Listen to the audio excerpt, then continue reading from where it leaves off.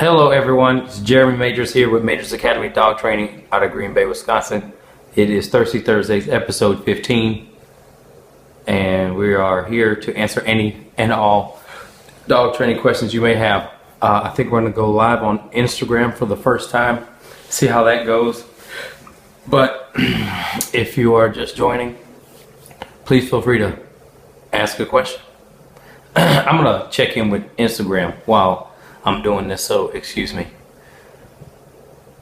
Alright, what's up Instagram family? I hope you guys are watching. Jeremy Majors here with Majors Academy Dog Training out of Green Bay, Wisconsin. And just because Instagram decided to add a live video, we're going to try that and see how it is. But this is Thirsty Thursdays.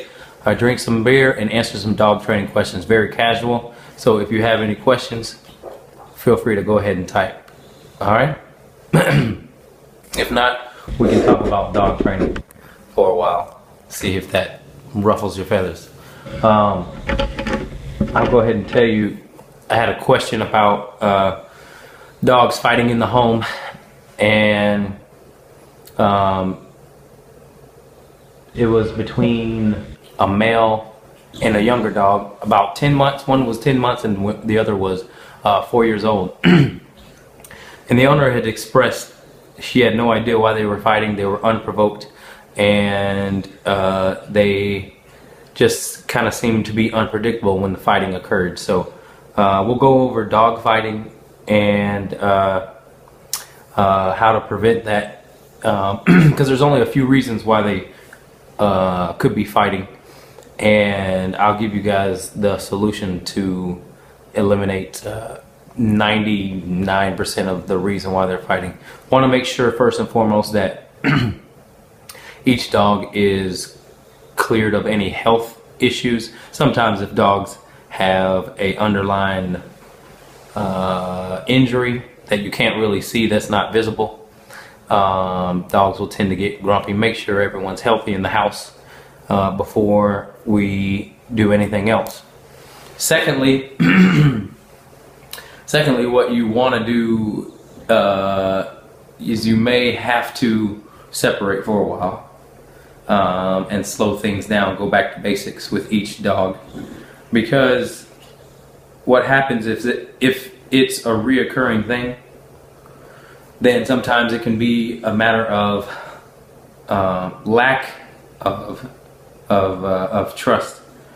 If one dog is attacking the other, now the other dog may be attacking to prevent being attacked. And so when two dogs are fighting, you always want to identify the aggressor, the one who seems to be going forward, instigating it, and seems to be more aggressive. And secondly, because that's the dog that you need to, in order to break it up, that's the dog you need to grab, because usually one is just defending themselves, but the aggressor always is the one who maybe wants to get its point across. So if you grab that one, then it may eliminate the fight right there. But that's breaking up a dog fight, and that is a total different subject, and there are different ways to do that in safe ways. Maybe we can talk about that afterwards. But I would say the biggest factor when it comes to dog fights is, once again, you've heard me say this before, but lack of structure in the home. If two dogs are allowed to do what they want 90% of the time, then what's to stop them from getting into a fight? Why are you sneaking around, man? What's to stop them from getting into a fight? They have no rules in the house. So what you want to do is add structure. First thing first, add structure into the home. One of my more successful stories about dog fighting were two Rottweilers. And they were both males, and both at least 120 pounds.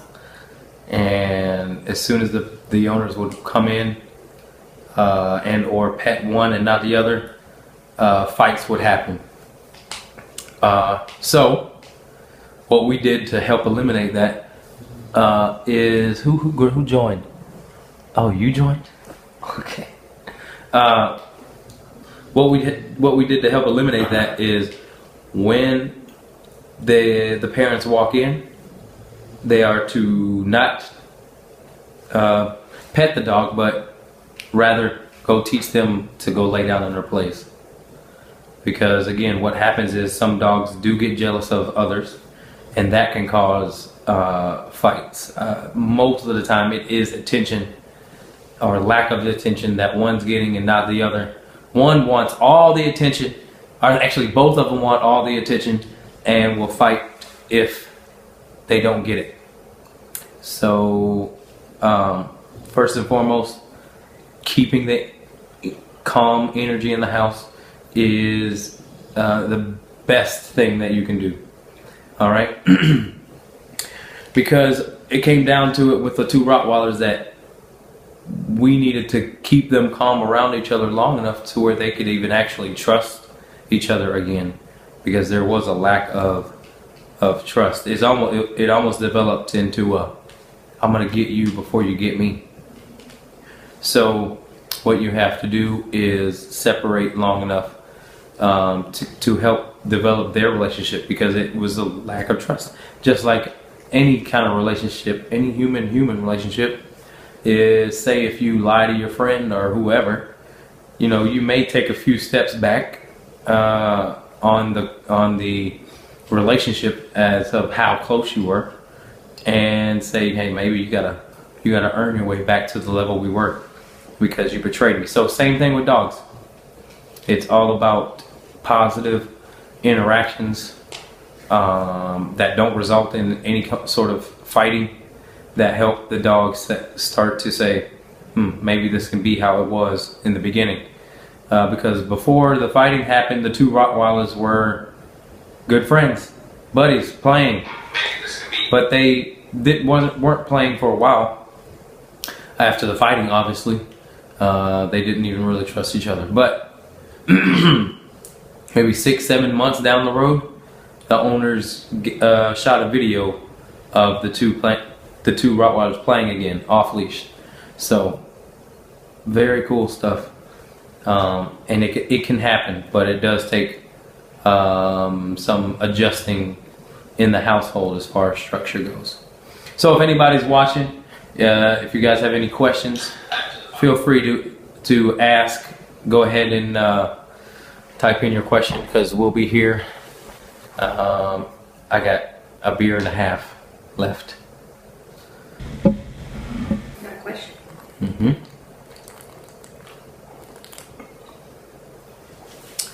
All right. Do you think there are any early warning signs of one dog being jealous of the other? Yeah, there's definitely that. I'll go back to when I was working with the Rottweilers. I could tell just by taking those two dogs on a walk that they did not trust each other, because one would look at them like this. It was Reggie who was the less trusting one, but that doesn't matter.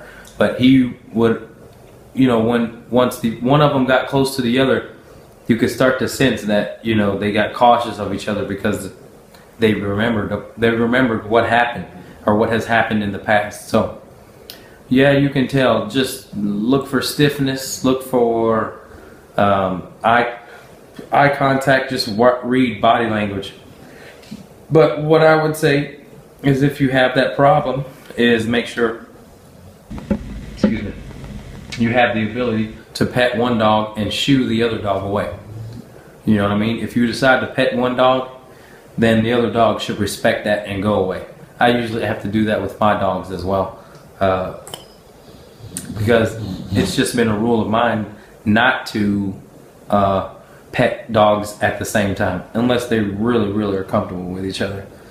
So if you have any potential problems with your dogs or in between your dogs, then petting them at the same time should probably not happen. Pet one at a time. Have the ability to shoo that other dog away. All right. Thanks for your question. Also,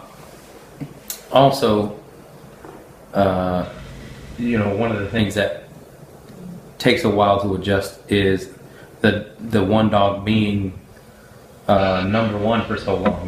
The only dog. Even when people have children, dogs usually get jealous of that too, because now all of a sudden all the attention's not paid to them, it's paid to the children, and that can make dogs sort of jealous. Well, I got a question on Instagram. What would a calm environment look like when there are kids involved? Wouldn't you want the dog to adapt to your environment? Great question. Lord, I like to talk about dogs and kids, but boy, there's a lot to talk about. I'll get into it though. First and foremost, when I have kids, my dogs know this. My dogs know that when I say lay down, they're going to do it. It doesn't matter what's going on. But I probably won't introduce my dogs to my children until a month or however long it takes. I want them to be completely content with the smells, the sounds, the visual. I want them to be completely comfortable with all of that before there's any interaction between dog and baby, because what you have to build is a boundary between your dogs and your children, and it depends on how old your child is too. If you're able to teach your child rules of the dog and they are actually have the ability to respect them, then that's a whole different ball game. Obviously, then you teach them both. But for example, and this is not much different, but I got a puppy, Mac, as you may know. I got a puppy, and I knew that he would be a lot for my older dogs, because he was a high energy puppy, not just a puppy with energy, because all of them have energy, but he was a high energy puppy, and he didn't really interact with my dogs for about 3 weeks. And then when he did, I had him on leash, because what you should do is take her outside. What you should do is be able to take the pressure off of your older dogs, right? So just call her. What you should be able to do is take the pressure off your older dogs. The puppy, yes, has to learn on its own to learn how to respect older dogs when they don't want the puppy's attention. But if it becomes too much, you can just take that pressure off. So, not saying put your child on leash, because that would be bad. But the dog just has to be 100% content and calm before you allow the dog to interact. You can go get a leash. Down the stairs in the basement, there's a lot of them.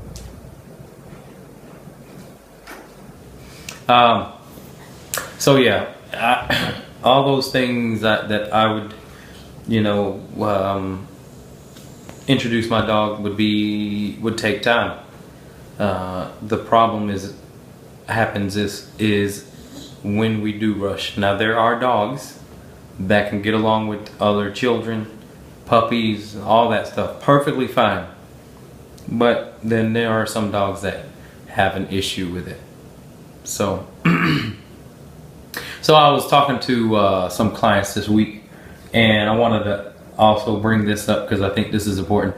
But anyway, I know I got some new followers now, or some new people that are watching. So those of you that don't know, this is Dog Training Q&A, Thursdays with me. We have a dog training company in Green Bay, Wisconsin, Matrix Academy Dog Training. So if you have any questions, feel free to ask. We'll be here until about 7. Get one of the other dogs' leashes. Yeah, just grab one of the other dog leashes. I think she's fine though, and she's not doing anything now. Alright. Is it possible to train your dog not to bark at people walking by your house or coming to your door? Or is that just a natural instinct? Both. It is both a natural instinct, and yes, you can train your dog to not bark at people. Or to stop barking at people, I should say. I don't think most people want their dog to bark when someone comes to the door. That's natural, but you want to be able to stop it when it's someone that, I don't know, maybe you know, and or you know, maybe you just want your dog to stop. Hey Renee, thank you for sharing that. I appreciate it. So yeah, my rule of thumb is I want to try to get my dogs to stop barking when I tell them to stop barking, and the place command can help with that. Especially if they're barking out the window. Getting a good place command, well, your dog probably won't even be able to see out the window. So I wouldn't allow my dogs to look out the window, especially if they're barkers. You know, if they're not barking, then it doesn't matter. But or if you just want, you know, someone to know that your dog is in the house, which is realistic, let them bark, and then put them back in their place. If you have trouble with that, just try putting on the leash, and then you can take your dog back to its bed. But the place command is going to help with both of that. All right, and you can practice by putting your dog on its bed or in the place, and then knocking on the door yourself, because the door to your dog right now just means one thing: bark. And so I guarantee you, if you go and knock on the door, then your dog is going to bark. So you want to start changing what your dog thinks of when someone knocks or when the doorbell rings. And that takes practice. But what you can do is give your dog a non-negotiable job during those times. And my dog's job is to just lay down and stay there. I really appreciate when my dogs do bark though. Say the pizza man knocks on the door, they're going to bark, bark, bark, bark, bark.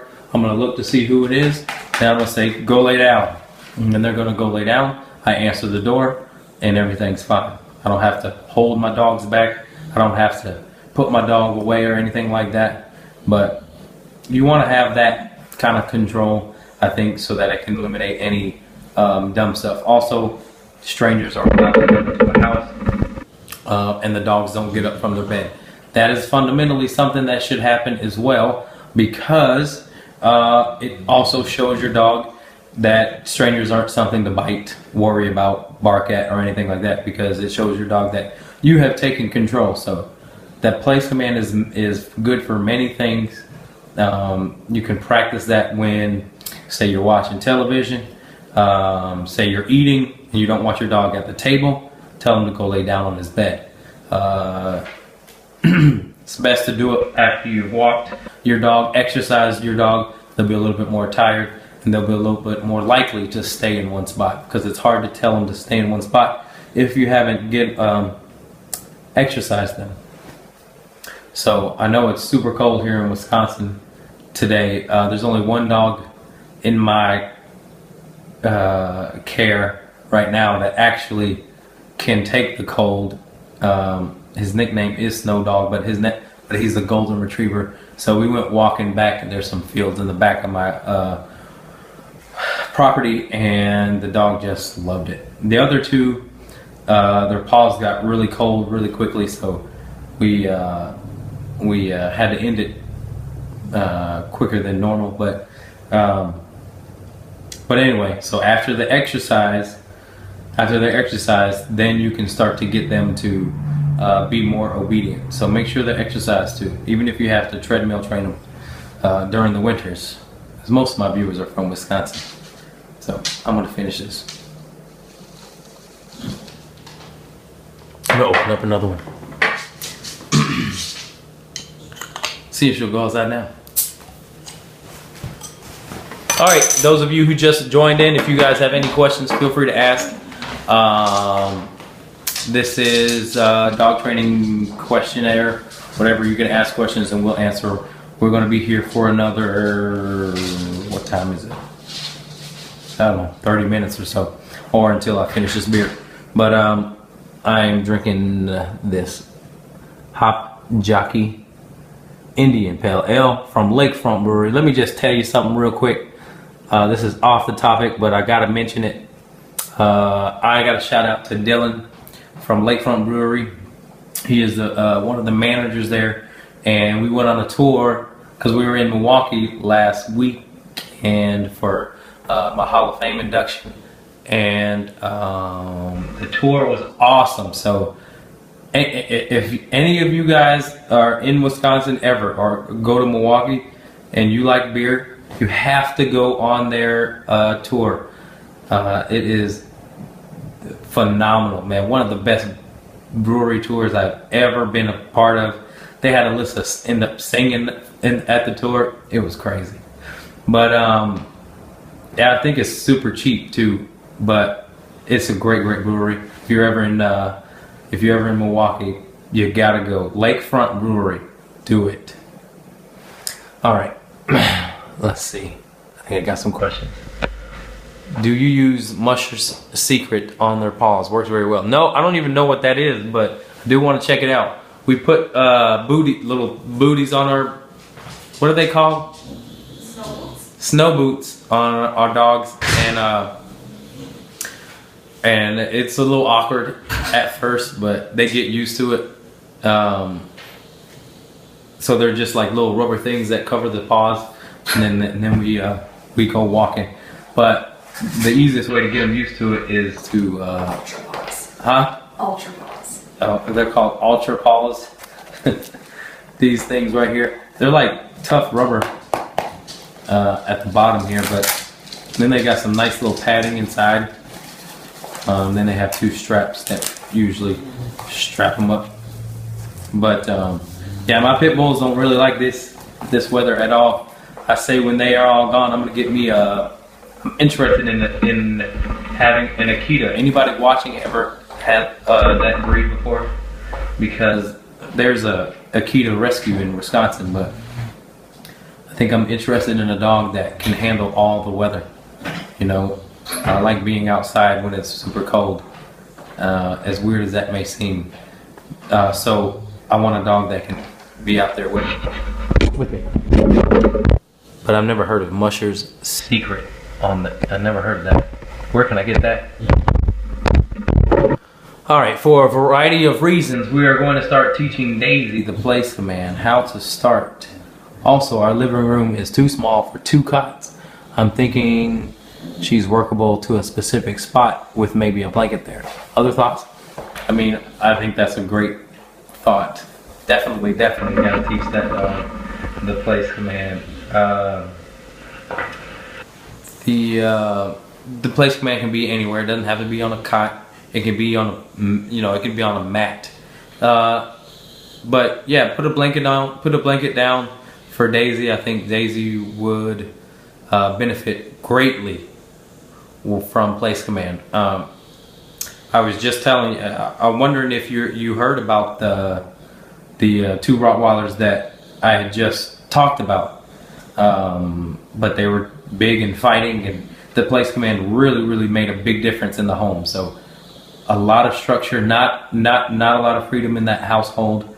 A lot of structure. The freedom can be outside, but that will help eliminate a lot of the problems that me and you spoke about. So good luck with that. I love Dozer, and maybe one day I'll get to meet Daisy. Oh, you're saying get me a husky, huh? I missed it. We're at the. Oh, okay. I got you. All right. So anyway, I guess back to 2 dogs fighting. I'll talk a little bit about breaking up dog fights because that's important too. So if you do have dogs that are fighting in the home, the best way to because of the thing. You rewrapped it? No.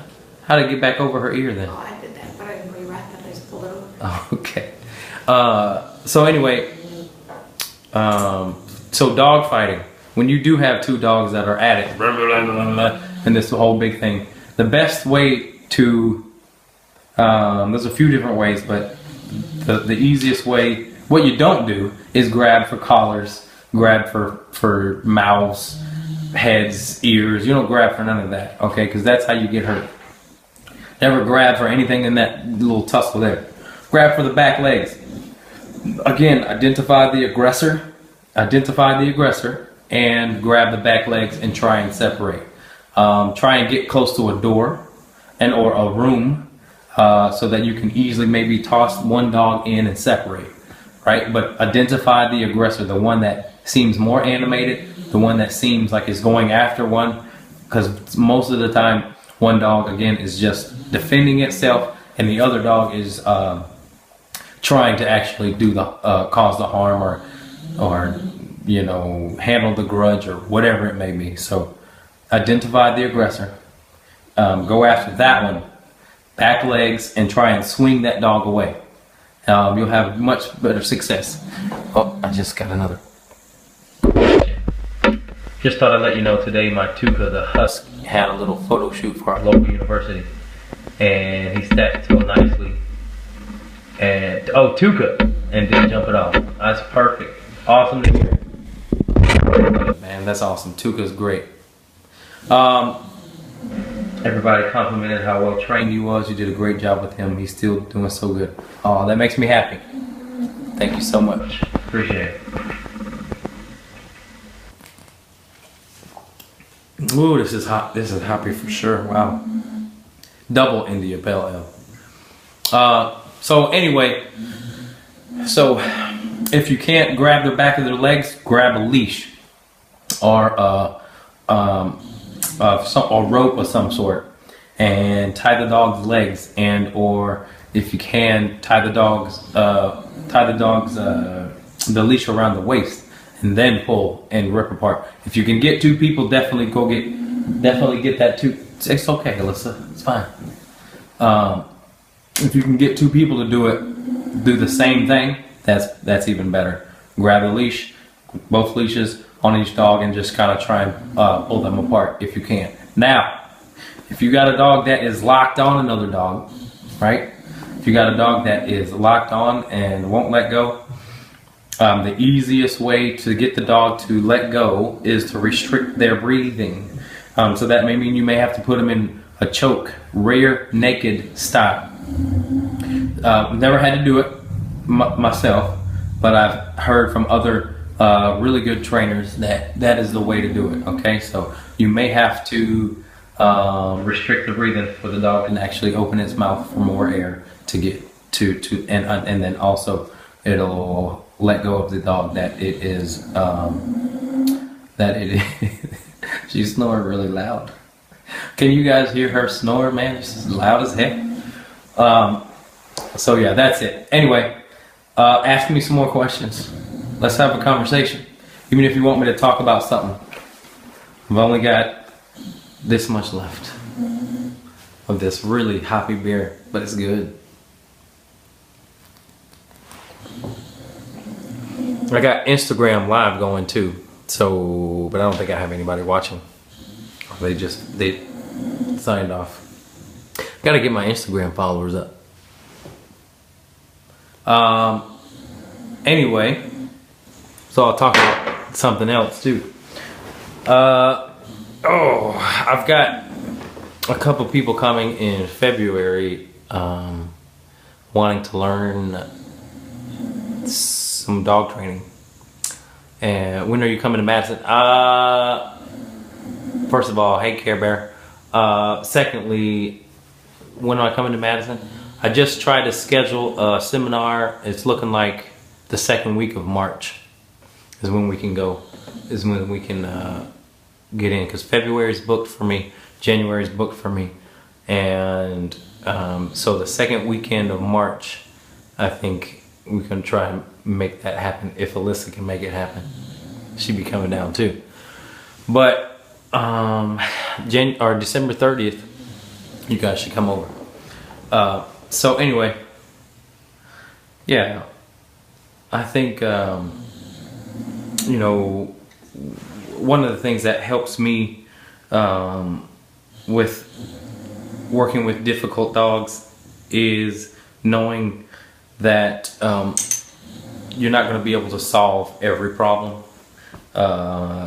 Some problems take years to solve when it comes to definitely a fearful and aggressive dogs. For example, I had a very human fearful dog named Tobias, and he they actually tranquilized. I know many of you guys know him, know the story, but he actually had to get tranquilized to get from place to place, or when humans wanted to move him from place to place, that they had to tranquilize him.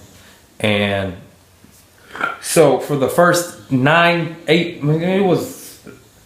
he didn't meet anybody for about 9 months. I mean, we just maybe it wasn't that much, but it was a long time. I mean, Neely was probably the first person he had met outside of you and I. But it was a long time. I wanted to get him totally comfortable with me, totally trusting me before any of that. Because when he came to me, he didn't know me. He just sort of did things on his own and advocated for himself. But that's what I'm talking about. Some behaviors take a long time for the dog to actually be okay with allowing a human to advocate for them as opposed to doing it themselves. And so my approach was to help Tobias. Here he is right here. I don't know if you guys can see him. I can't even see him. He's right there. He's sleeping. Anyway, he was playing with our new dog, Rory. No, that's the owner's name. The dog is named Vivian, Pitbull Whippet mix. So he's kind of tired. So anyway, took us a long time to introduce him to humans, but the approach was to help him see how good humans could be. You know, because in his past, humans weren't so good. But we wanted to teach him that, you know, the way that you feel about us, you can also feel about other people too. So he started to see that too. And one of my clients actually helped me out with this, and I got it on video. But I said, you know what? If he comes up to you, pet him. If he doesn't come up to you, just ignore him. Because he's not going to want to be forced into anything. Because he won't like that. So Tobias went straight up to him, tail wagging. They petted him. And ever since then, he goes up to everyone now and allows them to pet him. So saying all that to say that some certain things take a long time. So don't underestimate what the power of time can do and consistency. Hey, look at so we've got a Griswold in our neighborhood. Look, you can see the house in the background. Look, you got the reindeers on the roof there. Man, this dude, he is non-stop 24 hours working on it, and he's not done yet. They said this guy works on his place, puts lights on his place for up until Christmas Eve. So they call him the Griswold of the You see it? You see it on the screen? Like, you can see it. The little reindeer is going. That's awesome. All right. Anyway, hold on.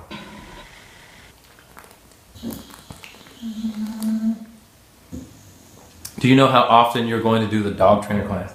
I'll do it as often as people want. Right now, I've got people booked out until March. So you can, you know, come anytime after that, or you can come in March, just because it depends on, you know, what people buy. They usually buy the week, or they can buy the 3-day or the 2-day. And so come for the weekend and learn dog training like that. Obviously, I'm not going to be able to teach you everything in 2 days or 3 days or even a week. But because the most important thing is to see the process that the dog goes through in order to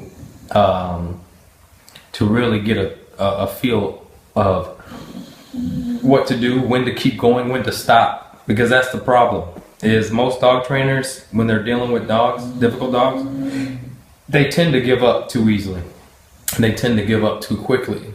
And they tend not to go through stressful situations with the dogs. Dog training is, if it's not stressful, then you're not doing something right. You're not actually training the dog if it's not stressful on the dog and you. Not to say that you're intentionally putting the dog through stress, but guess what? When before the dog comes to you, why it bites and barks is because it's stressed. So what we have to do is take them through those stressful moments, because that's the only way they're going to ever learn how to take direction from a human, is to be in those stressful situations. So for example, we have many dogs that when they see a person on a walk, they want to bark, bite, lunge, and bite them. They have to be put in that situation with strangers in order to learn that hey, what's up? Thanks for joining, I appreciate it. They have to learn that those situations aren't something to become that stressful and or fearful. So if we're talking about purely positive dog trainers, it's unrealistic. There's not one dog that ever goes through life that's not going to be in a stressful situation. Barking means stress for the most part. Biting means I was stressed. So these trainers that think there's no stress training is bullcrap. How in the heck are you supposed to build tools in order to deal with stress? Stress is inevitable. Confrontation is inevitable. So what we do is build those tools in order to get there. Now, our dogs may seem confused going through that process because they've never had anyone say, you need to stop doing this way, in this way. They've never had anyone advocate for them in this certain way. So all of the regular, all of the propaganda and the mainstream way of training dogs is the no stress way. But that's not going to give you the tools to recall your dog when it sees a squirrel, or it sees another dog, or it sees a person or a stranger that it doesn't like. Those are the things that we're going to teach you. That's real world. You ain't going to be able to by the time you go grab a treat and the dog's going after a squirrel, your dog may already be hit by a car. So you ain't going to have treats on you all the time. So it's important that treats does have their place in dog training. Don't get me wrong. I don't not use treats. I use them for puppies, and I use them maybe for recall. But other than that, I want my dogs coming because I told them to come. That's going to keep them alive 100% of the time if they do that. Not relying on some being persuaded. Okay? All right.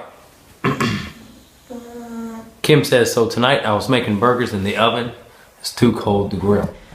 Dozer was in place in the living room, which is open to the kitchen. He freaked when I turned on the exhaust fan and heard the burgers sizzling in the oven. We are not sure which noise bothered him, but my husband couldn't get him back into his place because he seemed to think it was too close. He ran into his bedroom and went in his kennel. I was wrong in allowing this. But do you figure out how much is just too much? All right. So I'm gonna tell you this right now. What's up, Rachel? What's up? If it's not gonna hurt the dog, if it's not gonna harm the dog, then it's not too much for the dog. Get the dog back out in place and reteach the dog that just because you turn the exhaust fan on. See, that's very important in this dog. 'Cause I know who you're talking about. You're talking about Dozer. That's going to be very important in advocating for that dog full circle. I want to be able to tell my dog to go lay down and have them trust me enough that I can do whatever I want that's not going to hurt them. Vacuums, a lot of dogs have problem with vacuums.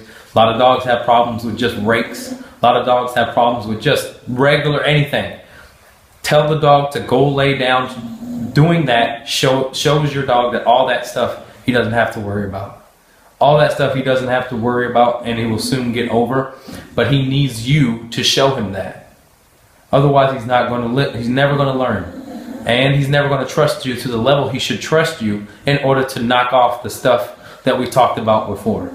So very much so, seek those opportunities, because it's all about the small things too.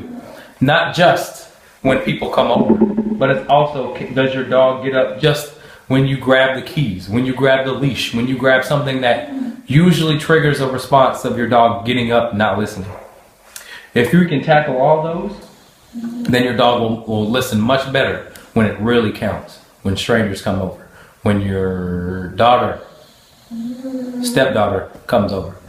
Okay, so definitely look for those training moments and tackle those, because that's going to be crucial moving forward. Put your dog in a down, turn the exhaust fan on, cook, do whatever you want. Dozer should not, just like we talked about earlier, Dozer should not want to go self-soothe in that situation. He should not want to go make himself feel better. He should rely on us to do that for him. All right.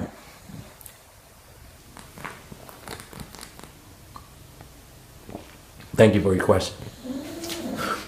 Thanks, Kim. Things will get better. I promise you that. Okay. All right. Hey, Jeremy, I talked to you a few weeks ago about clipping my dog's nails. He just does not want me near his paws. He's still very fearful of me cutting his nails.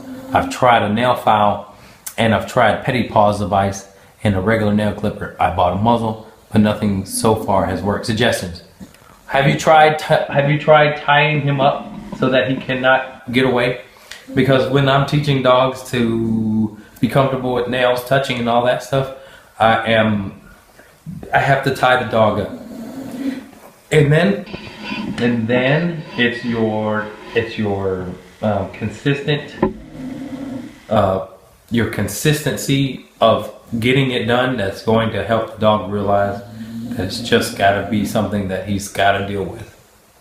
And then the dog realized that it's not something that he thought it was in the first place, which means, the dog may have thought, oh man, you're hurting me, or this is going to hurt me, this is going to harm me.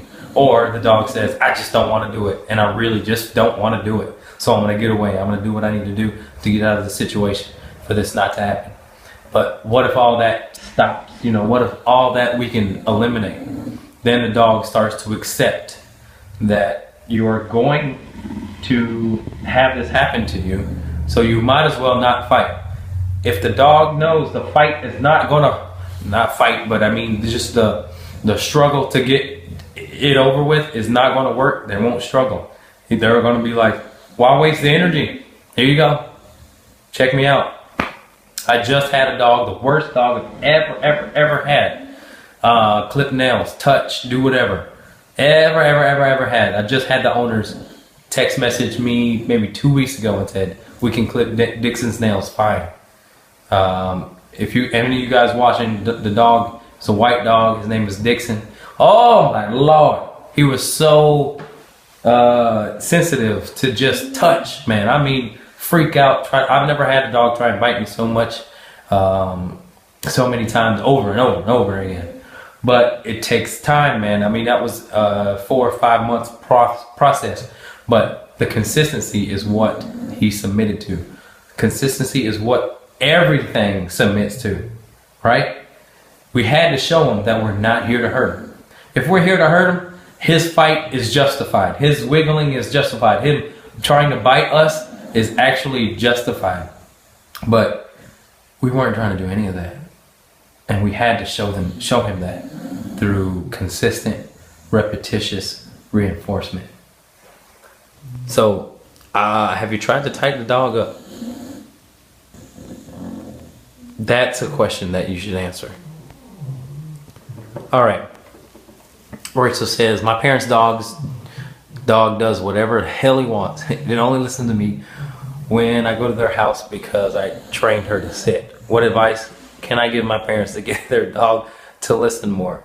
They've got to not allow the dog to do what it wants, period.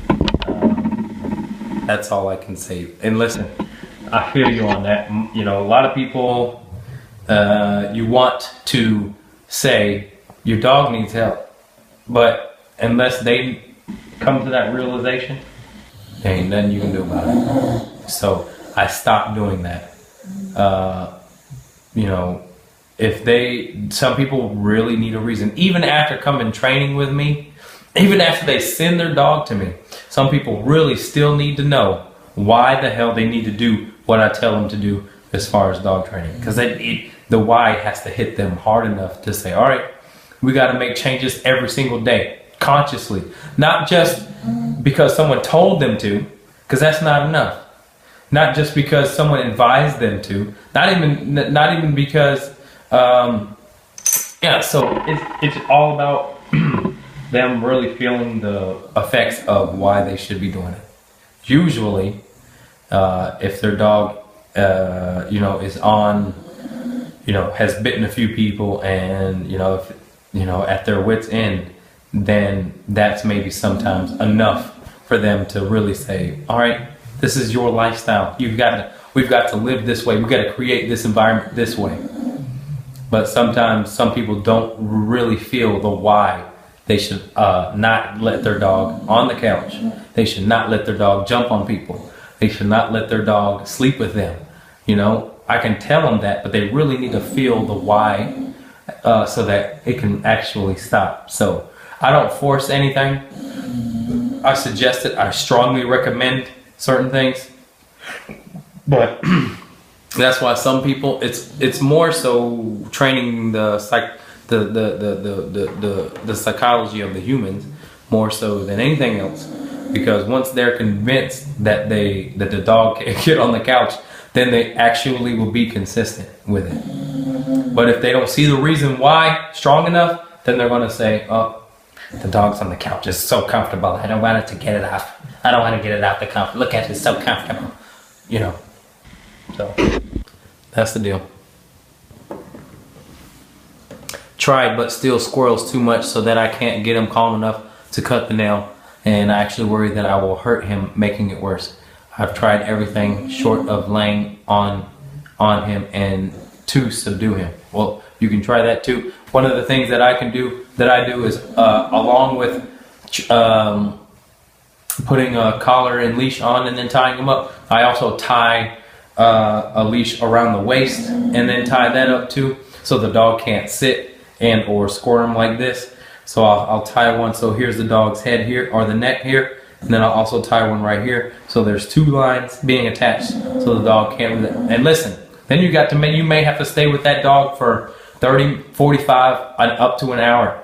But he has to know that maybe you take the dog on a long walk first, and or get the dog exercised, right? So it can fatigue a little bit faster, a little bit, be more calm when you do that. But the dog has to really stay in that environment. And then the next time, if you do it, you got to do it though.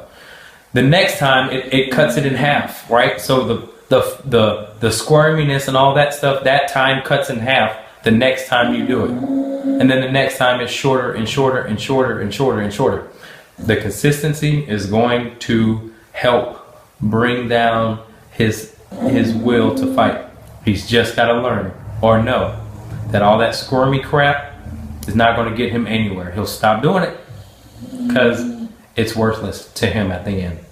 All right, so be consistent. Really, really be adamant about this is what you're doing.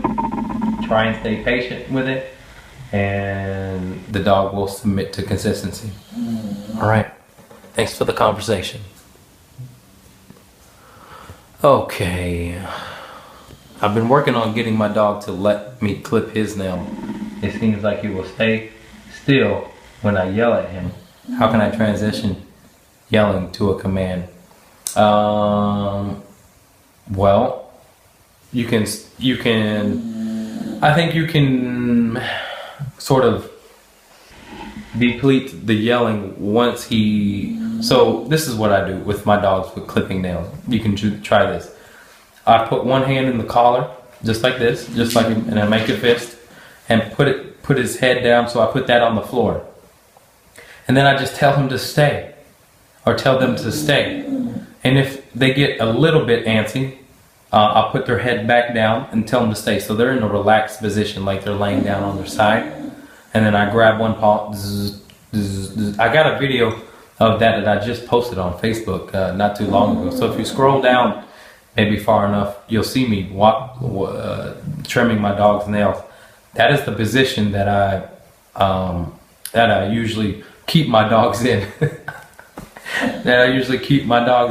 When I'm trimming their nails. Those are in that down position, and I'll keep that head pushed down, and I'll go ahead and do it. But try that without cutting the nails. Just try practicing that, and then grabbing the paws without cutting the nails, without bringing the trimmer out, so the dog doesn't build an association with it.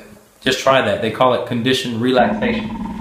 So you've seen it. Okay, so that's how I do it. You know, I keep my dog in a down, and they know what down means. If down means down, then they'll do it. If stay means stay, then they'll stay.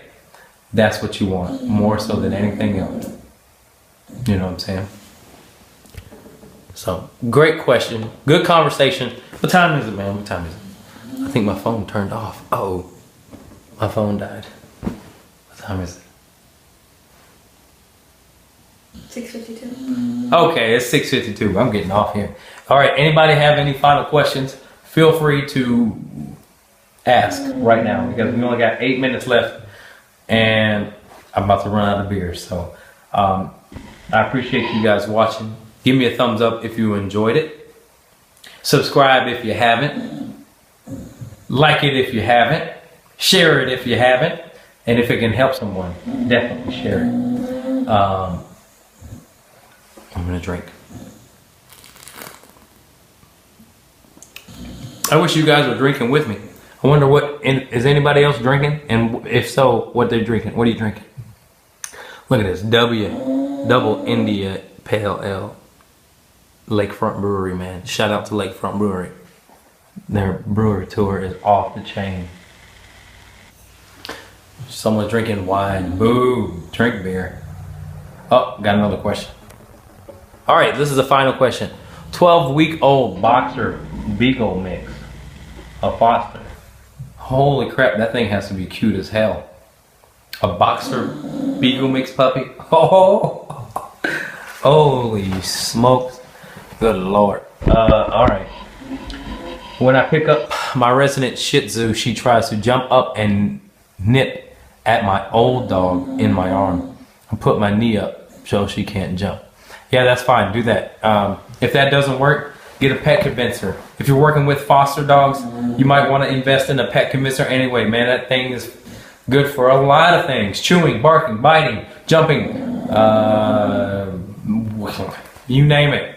So if the knee doesn't work, and the knee should work, but stay off at the same time you do it, anticipate that a dog, I told one of the people that I'm working with, I said you should assume that every dog, if it doesn't know you, is going to come up and jump on you, so that you can teach it as best you can. So put that knee up, tell them off, and try it over and over again. If jumping gets the dog what it wants, it's going to continue. But if it doesn't, if it gets that knee over and over again, then it'll stop. Remember, dogs are going to do what works over and over and over again. Who's going to be more consistent? You or the dog? Are you going to give up and give in to that dog jumping? Otherwise, that dog's going to continue to jump.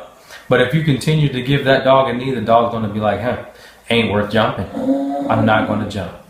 So who's going to be more stubborn? You or the dog? Okay? Anybody drinking anywhere? Well, everyone's drinking. Okay. Everybody's drinking wine tonight. All right. Anyway, I need some more beer drinking. Followers.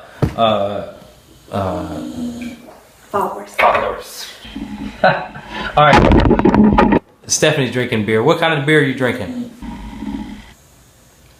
We wants to know.